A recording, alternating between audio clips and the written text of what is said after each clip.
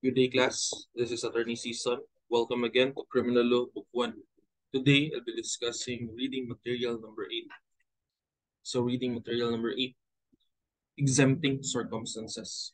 So, what's an exempting circumstances?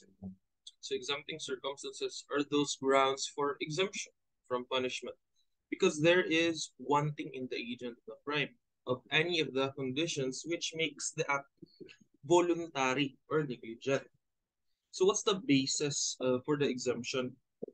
So the exemption from punishment is based on the complete absence of intelligence, just like insanity or imbecility, freedom of action or intent, or in the absence of negligence on the part of the accused.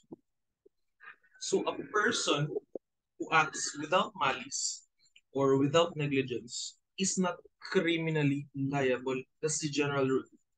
Again, a person who acts without malice, like without intelligence, without freedom of action, without intent, or without negligence, like intelligence, freedom of action, or fault, is not criminally liable. They are exempt from punishment. Okay? So, in exempting circumstances, there is a crime committed, of course, but no criminal liability arises from it because of the complete absence of any of the conditions which constitute free will or voluntariness of the act. And who has the burden of proof in proving exempting circumstances? So, exempting circumstances is a matter of defense. Okay? So, let's just say a person killed someone and then he invokes a defense of insanity. Okay? So it's a defense. Okay? And it must be proved by the defendant himself. Okay? So ang burden of proof is the defendant. Should prove nga at the time of killing the victim, he was insane. Okay? Or he's an imbecile. Or he is a minor below 15 years old. Okay? So that's exempting circumstances. So Article 12 speaks about exempting circumstances. So circumstances which exempt from criminal liability. So the following are exempt from criminal liability. Number 1 is an imbecile or an insane person unless the insane person acted during a lucid interval. Lucid interval in a sense that the person, okay, for a brief period during which an insane person regains sanity, meaning insane lagi siya, but during the time to commission of the crime, sane siya, nakahuna-una siya, tarong. Okay? So, liable siya. Okay? Because exempted ang insane person, that's the general rule. However, there's an exception. Every general rule na may exception. So unless the insane person has acted during a lucid interval. Lucid interval meaning sane siya atong nga time kapag commit sa crime. Dili siya insane. Okay? So if na-lucid interval, then liable siya. So when the imbecile or an insane person has committed an act which the law defines as a felony, okay, delito, or acts or omissions punishable by the revised penal code, the court shall order his confinement in one of the hospitals, okay, or asylums established for persons thus afflicted, which he shall not be permitted to live without permission of the court or a court order. So, in this paragraph, there are two exempting circumstances. Always remember this. Memorize imbecility and insanity. Okay? And invoking insanity and imbecility is tantamount to admitting the crime. Okay? Siyempre, muangkon ka nga, you have committed the crime but you are insane. You are an imbecile. Meaning 2 to 7 years old ang imong pangutok. Okay? Dili ikaw mismo, but your lawyer, your defense counsel or defense lawyer. But in order to avoid criminal liability, the insane or imbecile invokes that he is insane. Invoke niya. He will invoke Article 12, Paragraph 1, that he is an imbecile or that he is an insane person. Okay? So, si lawyer na, ang bahala ka na. Okay, mo prove nga insane siya or imbecile with the help of a psychiatrist. So, what's an imbecile? Okay, so an imbecile is one who is already advanced in age. Like, let's just say 40 years old siya, advanced in age, but only have a thinking of a child between 2 and 7 years old. So, for 40, lagi siya, 40 years old siya, iyang age. However, iyang pangutok is only 2 to 7 years old. So, according to the book, when you are an imbecile, wala kay intelligence. And intelligence is an element of voluntariness. And imbecility, again, imbecility is an exempting circumstance. Okay?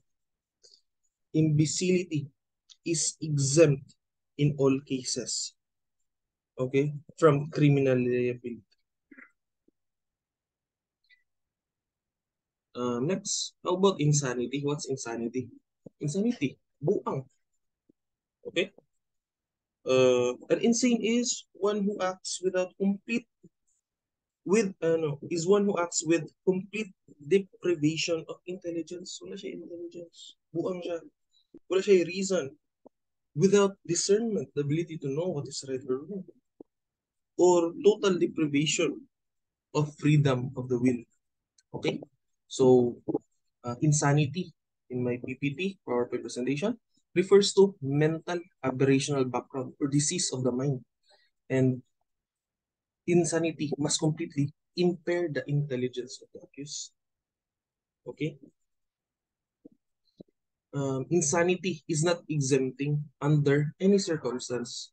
However, imbecility always exempting na siya. Wala siya exception. General rule, if imbecile ka, always exempting. But if insanity, general rule, exempting din siya. However, may exception. If it can be shown that a crime was committed during a lucid interval. And if the crime is committed during lucid interval, liable siya. Okay? In our civil code, we have the so-called presumption of sanity. Okay, so in civil code, under the civil code, it is presumed that a person is sane. Sanity ba? Sane. Tarong. Pangutok. So therefore, the burden of evidence is on the defense. Like burden of evidence, like the burden of proving the defense of sanity is on the defense counsel. Therefore, all the accused has to do is to prove that he was insane when he committed the crime. Okay? So in this case, giangko ni accused nga na-commit siya crime. However, ni-invoke siya og insanity defense. Okay? And if ever proven that he was insane, okay, during the commission of the crime, he will be exempted, okay, from punishment because sanity is an exempting circumstance. Minority, paragraphs 2 and 3.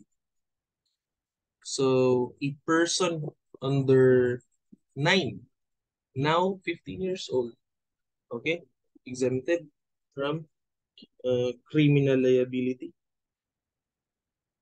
So, under Republic Act 9344, the Pangilinan Law, when the offender is under 15 years of age at the time of the commission of the crime, he can invoke minority as a defense. And minority, if you are below 15 years old, you will be exempted, okay, from any criminal liability. Because a minor under 15 years of age has absolute criminal irresponsibility. Okay? Therefore, if you are below 15, according to the law, there's complete absence of intelligence. Again, below 15. Not 15 years old and 1 day, but below 15 years old. There's complete intelligence. Therefore, when there's complete intelligence, that's an exempting circumstance. You invoke immediately minority. And number 3, a person over 9 years of age and under 15, unless he has acted with discernment, in which case such minor shall be proceeded against in accordance with the provisions of Article 80 of the Revised Penal Code. You should take note, amendment 2 and 3, ha? So the second and third circumstances was already amended by Republic Act 9344, otherwise known as the Juvenile Justice and Welfare Act of 2006. So this refers to a child in conflict of the law. So what is a child in conflict with the law? It is a child who is alleged as accused of or adjudged as having committed an offense under Philippine laws. Okay, below 18. So under Republic Act 9344, this is a board exam question. You should take note of this. If a child committed a felony when he is 15 years old or below, he is exempted from criminal liability. What's my reason? What's my basis? Because according to the law, if you committed a crime and your age is below 15, you have complete absence of intelligence. Okay? So exempted. But if you are over 15 but below 18 years old, meaning 15 years old in 1 day but below 18, but he did not act with discernment. Discernment in a sense that it is the ability to know what is right or wrong. Okay? Kabalo ang bata mo distinguish what is right, mo siya wrong, on what is wrong. He is exempted. Okay? He did not act with discernment. Again, there's a qualification. Yes, over 15 years old in 1 day, but below 18. But he did not act with discernment. So if he did not act with discernment, exempted. But if he is over 15 but below 18, and then he acted with discernment, he is not exempted from criminal liability anymore. And he will be prosecuted just like any other criminal. Acts of discernment. So in the case of Madali versus People, there is an act of discernment when the minor knows the consequences and circumstances of his act, meaning ability to know, okay, what is right and what is wrong. The ability to know that if you will commit a crime, you will be punished. Okay, that if you commit murder, that's a violation of our laws. Okay, and you will have you will suffer consequences. So discernment is the mental capacity of a minor to fully appreciate the consequences of his unlawful act. And such capacity may be known and should be determined by taking into consideration all the facts and circumstances of the case. Okay? So, number 4 talks about damnum absque injuria, or loss without injury, otherwise known as accident. So, any person who, while performing a lawful act with due care, causes an injury by mere accident without fault or intention of causing it, is exempted from any criminal liability. So in the case of People versus De La Cruz, an accident is an occurrence that happens outside the sway of our will, accidente. And although it comes about through some act of our will, it lies beyond the bounds of humanly foreseeable consequences. And elements very important. Okay? In order for you to invoke accident as a defense, dapat kumpleto niya elements. A person is performing a lawful act. Lawful imong act, not unlawful act. And then it must be done with due care. And then you cause injury to another by mere accident. In a sense that there's no fault on your part or intention of committing such injury. So you should take note that although exempting as a rule, there is no criminal liability, but there is civil liability. However, in this paragraph, accident is an exception. there are no criminal and civil liability. If you will invoke accident as a defense, an accident is akin to justifying circumstance because the offender was performing a lawful act with due care. So, example, yun siya pinaka the best example for accident. So, A is a prisoner. He was about to be investigated and was escorted to the investigation room. Before reaching the investigating room, A grabbed the service pistol of the officer who was accompanying him to the investigating room. The police tried to get back his pistol, and in the course of the fight, the pistol was fired accidentally, and he was hit. Thereafter, he died. The police officer was prosecuted for homicide. Is the police officer liable for homicide? The answer is no. Why? Because the police officer was performing a lawful act in trying to get back his property. Okay? The pistol. Okay? Was performing a lawful act. And he caused an injury by accident. Okay? Just read the example. And he was performing an act with due care because there's no other way to get back the pistol. Okay? And he causes an injury through accident because there was no intention on his part to kill A. So, in my example, diba si A grab the pistol of the police officer. So, the police try to get back the pistol. That's a lawful act. Okay, when the police officer tries to get back his pistol nga gikuha sa suspect, and in the course of the fight sa ilang pag-iluganay, the pistol was accidentally fired. Okay, again, accidentally fired, and A was hit. So it was only an accident. Wala intention si police officer to kill A. Okay? Therefore, the police officer is not liable. So, next. A police officer saw two men fighting on a street. They were hitting each other. The police tried to pacify the two men, yung gibulag, but they won't stop. So what the police officer did was that he fired shots to pacify the men. However, one of the stray bullets landed on the child. Unfortunately, the child died. The police officer was prosecuted for homicide. As a defense, the police officer invoked accident. So is the police officer liable for homicide? The answer is no. Why? Because although the police officer is performing a lawful act in pacifying the two men, okay, fighting on the street, he did not perform it with due care. Actually, the answer is yes, liable. Okay, although the police officer is performing a lawful act in pacifying the two men, yes, it's lawful, but he did not perform it with due care. Wala niya i-consider ang surroundings niya. Nga if magpabuto siya pusil, naadyo na yung maigo. Either stray bullet mo maigo sa katao or na yung mga passerby dito, wala niya i-consider ang surroundings.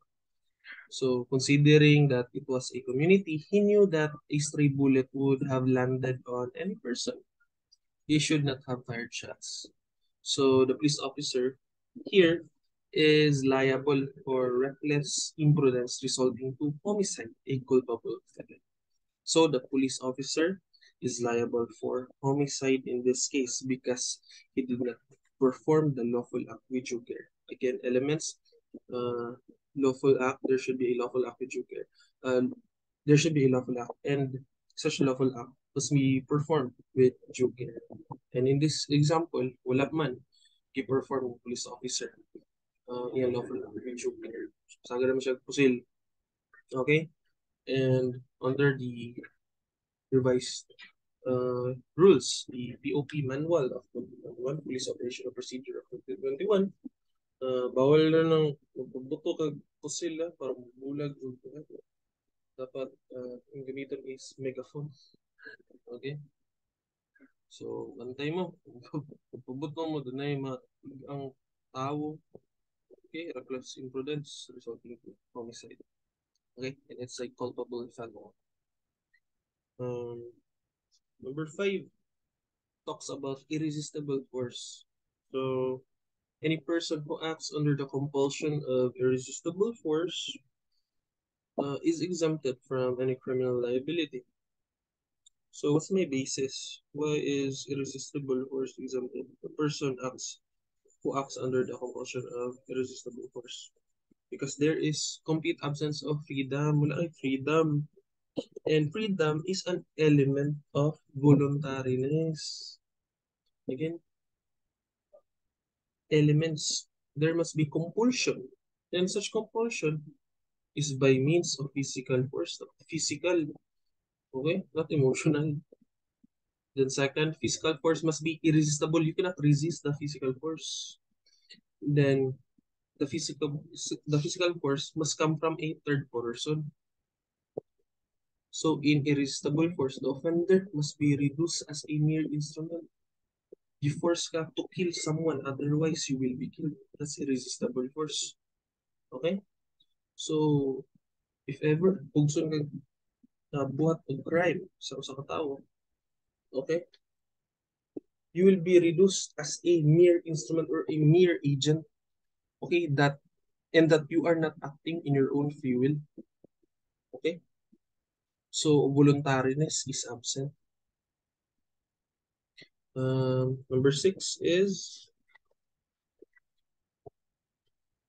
uncontrollable fear.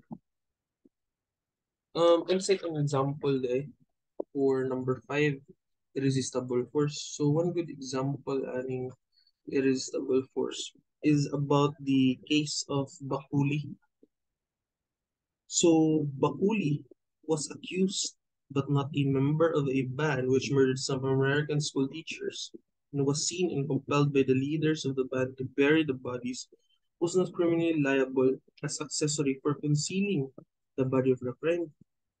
So si Bakuli, okay, gisugo siya para i-bury ang mga bodies sa mga namatay. Okay? So, gitukan siya pusil, etc. So, he acted under the compulsion of irresistible force. Therefore, dili siya pwede makasuhan, dili siya pwede ma-criminally liable as an accessory for concealing the body of the crime. Because there's an irresistible force coming from a third person. Gipugo siya. Okay, ug paburi ato, otherwise he will be killed. Number 6, uncontrollable fear. So any person who acts under the impulse of an uncontrollable fear of an equal or greater injury is exempted from criminal liability. So elements very important. So existence of an uncontrollable fear, and then the fear must be real and imminent at the point of happening, and that the fear of an injury is greater than or equal that committed. So it is necessary by the means employed by the third person. It would cause a person to suffer uncontrollable fear. Again, he is reduced as a mere instrument. Gihadlok siya, causing uncontrollable fear. Ba? So it is necessary that such fear must be of imminence at the point of happening that an ordinary man cannot stand. When there is an existence of uncontrollable fear or force, there is lack of freedom of action. Again, you will be reduced as a mere instrument in food. And when there's lack of freedom of action, uh, there's no you perform an act without your freedom. Okay, and freedom of action is an element of voluntariness.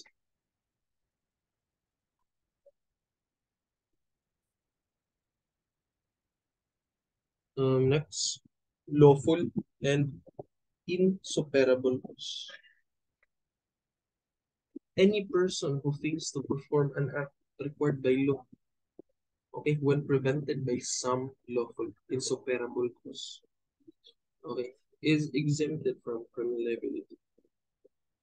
Okay, so any person who fails to perform an act required by law is omission, okay, when prevented by some lawful insuperable cause. So elements, an act is required by law to be done, and the person fails to perform such act, and the failure to perform such act was due to some lawful or insuperable cause. So what's an example? So let's just say a priest. Okay, a priest cannot be compelled to reveal what was confessed to him. Okay, bawal magana. Okay, there's this so-called priest-confessant privilege communication.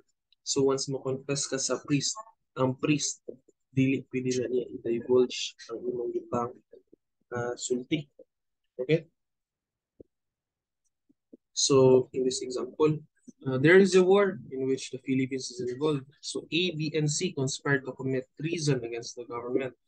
A, one of the conspirators, went to the priest and confided to the priest that there was conspiracy between B and C to commit treason against the government. And despite knowledge on the conspiracy to commit treason, the priest did not immediately divulge it to the priest. Under Article 116, the priest is criminally liable for misprision of treason. Kaya wala niya gitugan. Kabalo siya nga mo-commit of treason si EBC niya, wala niya gitugan. So liable si priest of misprision of treason for not divulging the conspiracy. However, the priest failed to perform such act due to a lawful cause, a lawful or insuperable cause. And under the rules on evidence, a confession made to a priest is considered as a privileged communication. This is what you call priest-confessant privileged communication. Therefore, the priest does not incur any criminal liability. So that's all. Thank you for listening. God bless everyone.